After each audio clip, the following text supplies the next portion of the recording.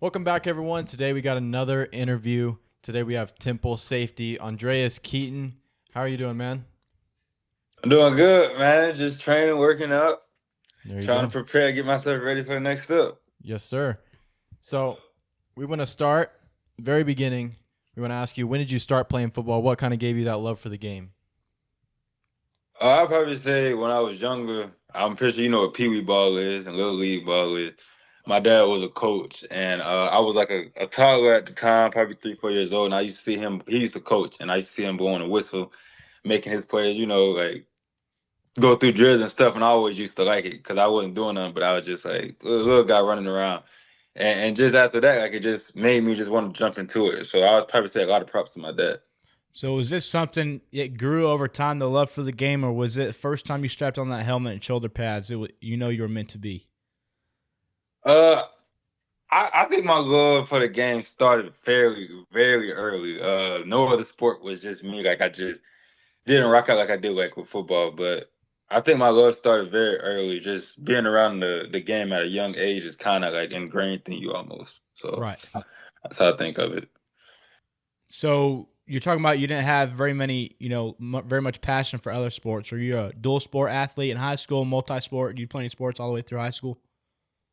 Uh, I played basketball freshman year. Basketball? Other than that, yeah, it wasn't none. Other than that, nah, a dual athlete. Nah, I wouldn't say that. I could do basketball and all the track jumping and all that, but I was mainly a football guy. Straight football. Did Got you you. just not like basketball or it wasn't for you? What was it? I just couldn't do a right hand layup. So I knew over time that's gonna hurt me. So it wasn't for me no more. I couldn't play Okay. basketball like that. There you go. It's So we talked a little bit off camera. You're back home now. You're from Georgia. What did growing up look like for you? What fan were you? Like, were you a Georgia fan growing up? Were you a Falcons fan? What did that look like? I would not say I was a team. I was a guy that it's gonna sound weird, but I used to like certain teams based off different things in life. So like I don't know if y'all know what Jets Pizza is, Hmm. Mm-mm. but it's a pizza spot down here. So I used to like the Jets for a little bit. I Okay. used to, like it's good stuff like that.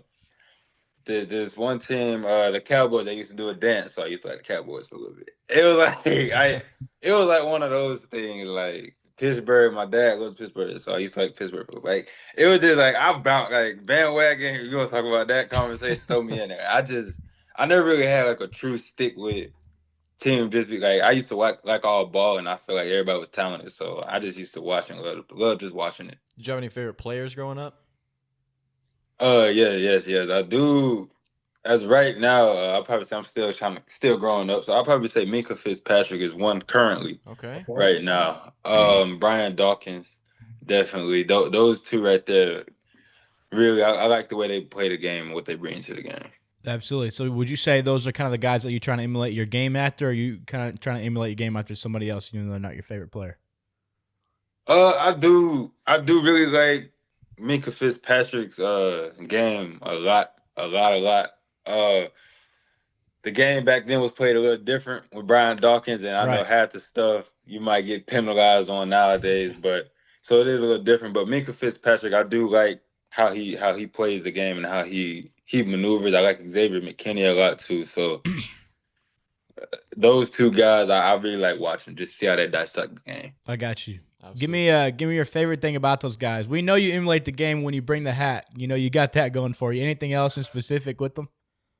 I think they're, they play very controlled. I would Okay. say, and in football terms, it's being a controlled missile. Right. They're not the most out of like all over the place guys, and they're consistent in their game. They're not going to make well they've made spectacular plays, but throughout the season, like they make good plays that are consistent. So they're Right. not just doing it once and it's a shocker. It's a consistent thing that they do, and that's what I like to imitate myself as. Trying to be consistent in certain areas of the game.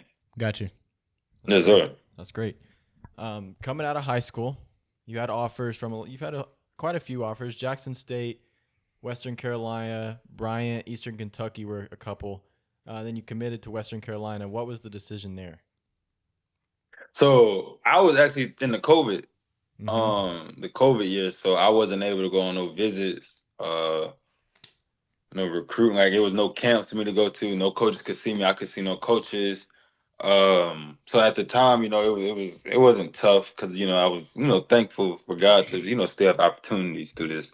But Western Carolina came in the picture. Some other SoCon teams came in the picture, and it was I had a real close relationship with the Western Carolina staff that got there. That was there when they was recruiting me. Decided to commit there. It was a blind commit, so like I said, I haven't seen the campus. It was a blind commit. Committed there, and then I think like maybe like 2 weeks after I committed, like I think the whole coaching staff got wiped.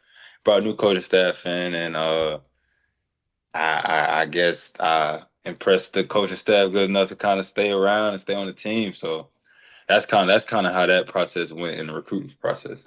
Nice. So you're talking about coaching staff getting fired, blindly committing. Did any of this stuff affect your confidence level as far as, playing to the level that you're capable of, or were you always sure within yourself that you're going to go out there and ball out no matter what coaching staff, no matter what college? I think it's the second part you said most definitely. I think especially being a defensive back in today's generation, you do have to have that extreme confidence in yourself Right. that you just have to go and do what you got to do every whether on the field and off the field, day in day out. So I definitely had a lot of confidence in myself, especially at a young age as a freshman. And I am happy for that opportunity to be able to get thrown in that fire at a young age and build that confidence up at the age of 17, 18 years old. So I definitely appreciate it. For sure. And then you played 3 seasons at Western Carolina. You were the leading tackler the last 2 seasons you played there. And then you transferred to Temple. What was the decision and why'd you transfer to Temple? Uh, so after my freshman year at Western, it was always talk about me going in the portal, and just it was teams out there that wanted me to come play for them, and that constantly happened after every year, and I always wanted to tell it was a family decision, of course, but I always wanted to tell myself to let's not make the move yet, even though we could have. It would have been cool. It would have been cool, and all it would have been headlines, but I felt like it would have been smarter for us to wait until I mature on the in the college world, mature in the college world, mature on the football field while I'm a junior senior, then I can transfer out. I have the experience, I have the college body, X, Y, and Z. So I feel like that was the perfect time. And then I jumped in the portal, and that whole recruiting process was a part of its own. So and then committed to Temple. When you got to Temple, was there ever a moment where you were like, yeah, I can see how this is a jumping competition? I wouldn't say that as humbly as possible. I will say that the biggest difference is the trenches. So the big boys, the O Mm-hmm. line and the D line. That's the biggest difference. I will say though. Gotcha. But everything else is nowadays there's talent everywhere. So a receiver, a 5'10" receiver here and a 5'10" receiver there, they're the same person. A 6 foot, 6 foot six, like it's all the same thing on the perimeter. Right. And then we were talking about there's a little tradition at Temple. We had a Temple linebacker on not too long ago, Jordan McGee.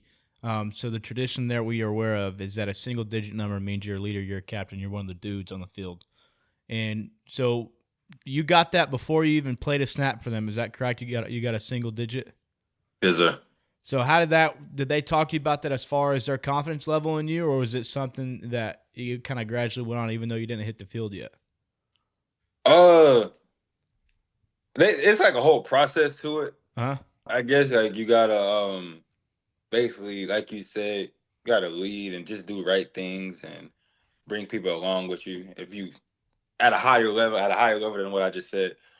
It's a voting process. I got the didn't too much know about the tradition because I was just like, let's just play ball. Like I gotta Right. go to spring and I gotta show these people like I gotta do this and that. The third, got my transfer, but uh I think just my character as like speaking as humbly as possible, but I just think my character and the way I just kind of do things help build that camaraderie of me, trying to get voted as a single digit. I didn't try to force it. I think it just naturally came. And you know, I just took it with a grain of salt, and I just kept proceeding with it. Absolutely. Yes, sir. We talked a little bit off camera. Right now, you're back home in Georgia. You're training for the draft. What does that consist of right now? It's a process in its own. I will say that. It's almost like fall camp. I don't know if anyone's ever talked to you about fall camp, Yeah, but it's kind of like fall camp, just a little longer and a little more detailed. This process it's been very good. It's trending in the right direction. And you know, I'm just trying to stay disciplined, and I think that that's the biggest thing throughout this whole process. Is about being disciplined, especially when training for this, you know, this next step in life. So the biggest thing is just being disciplined, and everything else will take care. Because you know, everybody that's going through this process is already talented and already has the eggs in the basket. So now it's just about are you making the right choices on and off the field. That everything gonna take care of itself on the field. Just gotta make sure you're being disciplined off. Right. And then I want to ask you, I know it's it's gonna be hard to answer. Nobody wants to admit their flaws, right? What is one thing going into this draft that you're trying to improve on more than anything else? And then I want you to give me one thing that you're confident in more than anything else. One thing that one of my flaws. or just one thing you're training extra hard on that you want to get better at. Yeah, to make sure that it's not a problem. If that's the case, I'm gonna say I'm always. I know this might not be the answer y'all want to hear, but I'm trying to get better in every area. I'm not even gonna sugar. I want to get better in every area, and I want to max out my potential in every area, whether that is any category you can think of. You know, I'm trying to grow in every category and try to max out myself from what I already am. And then I'll probably say one of my positives. I'm a humble guy, so I don't really like talking about myself too much, but I'll probably say the IQ I think I bring to the game and well, I know it's a jump now, but I would have said experience if I was still in college. But I think my IQ and just my consistency on the field. For sure. So that's one thing you're trying to hold over other people as being smarter than them, not just playing better, not being physically better, but being mentally better. Yeah, and just my consistency. I think I've done a good amount on tape.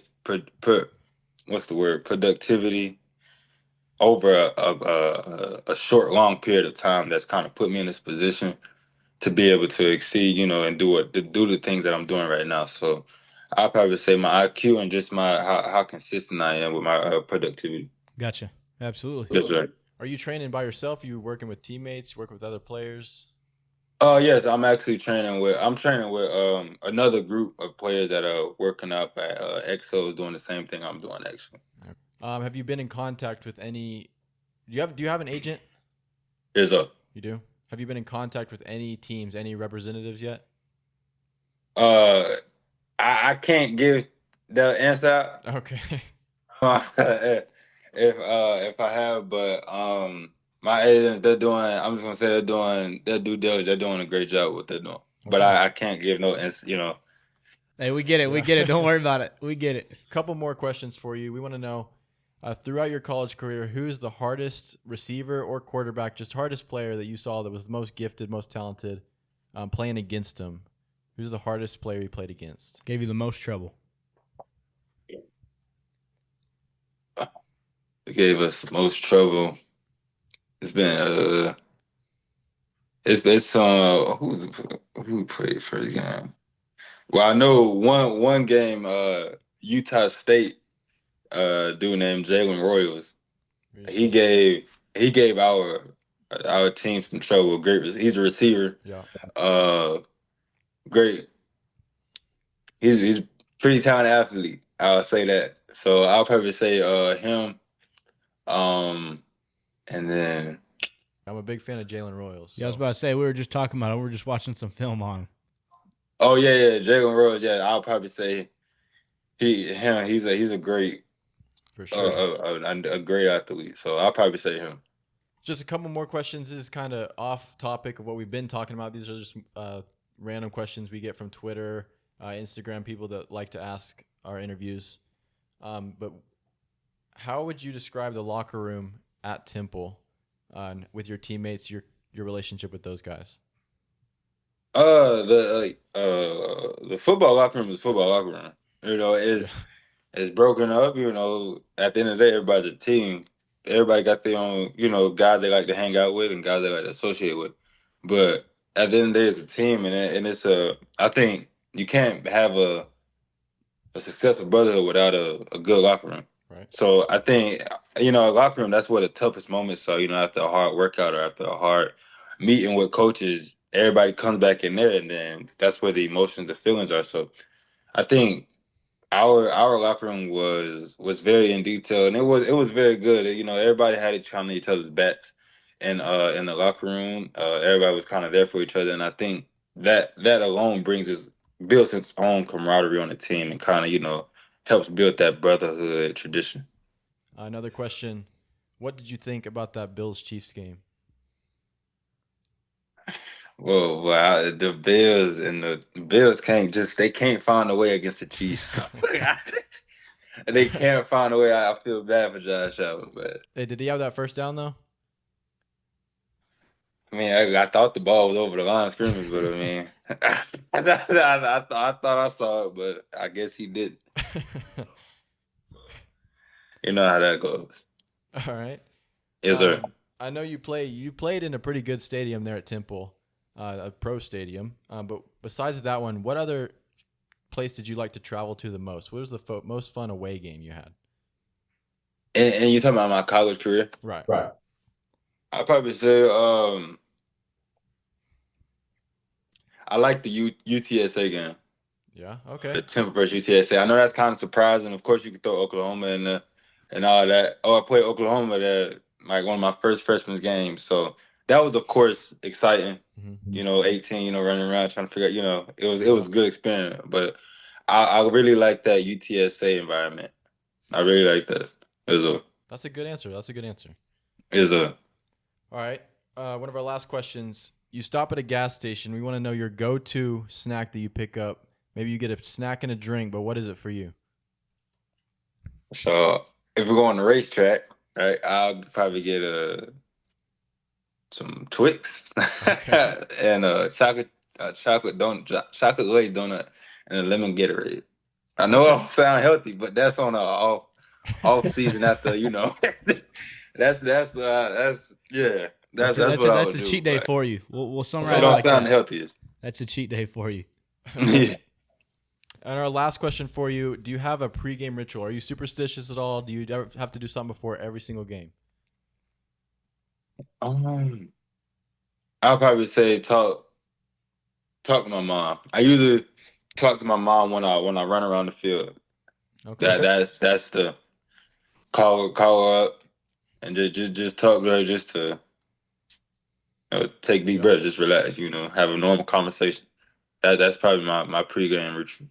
I think last year we had Jordan McGee on, linebacker from Temple, and his was that he has to eat a plate of spaghetti before every game.